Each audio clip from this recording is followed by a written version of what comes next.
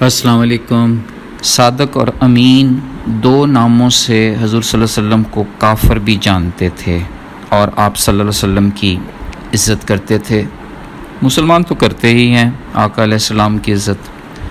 پوچھنا یہ ہے کہ سچے کی امت اتنی جھوٹی کیوں ہے اور امین کی امت اتنی چور کیوں ہے؟ دیکھیں، ایک بات ذہن نشین کر لیں کہ حضور صلی اللہ علیہ وآلہ وسلم رحمت للعالمین بن کر آئے۔ ان کی تمام اچھی باتیں، ان کا سچا ہونا، ان کا صادق اور امین ہونا، یہ سب کے لیے ہے۔ اگر مسلمان اس کو فالو کر لیں گے تو وہ بھی ایک سچے اور امین کی امت بن جائیں گے، اور اگر غیر مسلم بھی فالو کرتے ہیں تو وہ بھی سچائی کی امت کی کیٹیگری میں آئیں گے۔ ایک تو پہلو یہ ہے۔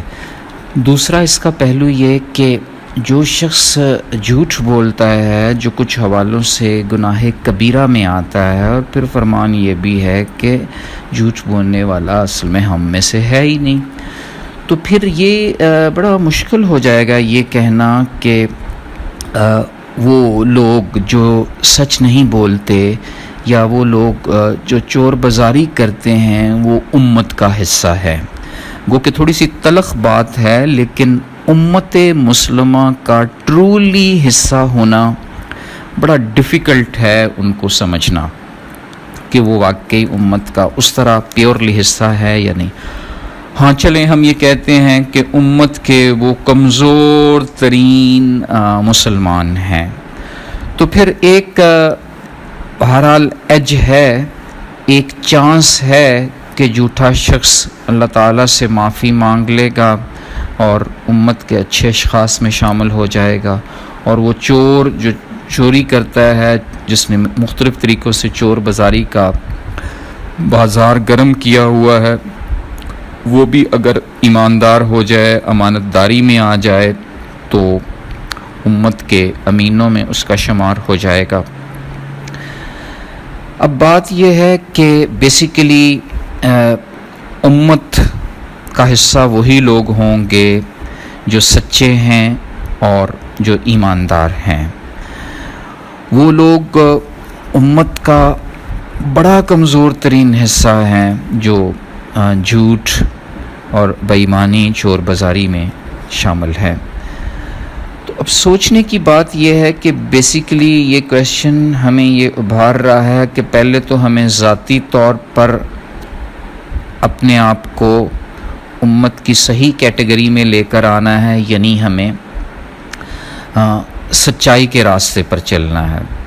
دوسرا یہ کہ ہمیں امانت، دیانتداری اور راست بازی کے راستے میں چلنا ہے، تاکہ ہمیں ہولی پروفٹ کے آگے روز محشر شرمندگی نہ اٹھانی پڑے، اور وہاں یہ سوال پھر نہ اٹھے کہ سچے کی امت کہ آپ ایک فرد تھے، آپ جھوٹے کیوں ہو گئے، اور آپ امین کی امت کے ایک شخص تھے اور آپ نے ہمیشہ بے ایمانی سے چور بازاری کا بازار کیوں گرم کیا۔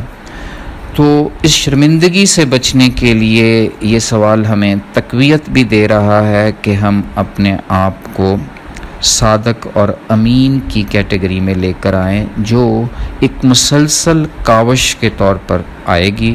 ہمیں بہت زیادہ اس میں محنت کرنی ہوگی، دن رات ایک کرنا ہوگا، اور یہ ذہن میں رکھ لیں کہ یہ صادق اور امین ہونے کے خوبصورت ایٹریبیوٹس غیر مسلمز نے بھی، ویسٹ نے بھی بڑی خوبصورتی سے اس کو اپنائے، اور آج وہ تقریباً تمام سیکٹرز میں، خواہ وہ سوشل سیکٹر ہو، پولیٹیکل سیکٹر ہو، اکنامک سیکٹر ہو، یا ان کا لیجسلیٹو سیکٹر ہو، صادق اور امین کی جو ایک فیبرک تھی وہ انہوں نے سوسائٹی کے ہر پہلو میں لانچ کی۔ انڈیویجولی بھی وہ لوگ صادق اور امین ہیں اور کولیکٹیولی بھی۔ تو میرا خیال ہے کہ یہ سوال ہمیں بار بار اس طرف ابھار رہا ہے کہ ہم نے صادق اور امین بننے کے لیے کیا جستجو کرنی ہے۔ وہ جستجو بڑی واضح ہے کہ رب اور اس کے رسول کی اطاعت زندگی کے ہر پہلو میں کرنی ہوگی. اسلام میں پورے کے پورے داخل ہونا ہوگا.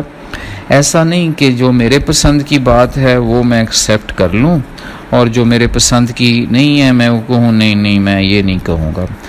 تو آدھی بات نہیں، پوری بات مکمل طور پر ہمیں دل و جان سے، ہمیں جسمانی طور پر بھی اور روحانی طور پر بھی اسلام میں پورے کے پورے داخل ہونا پڑے گا.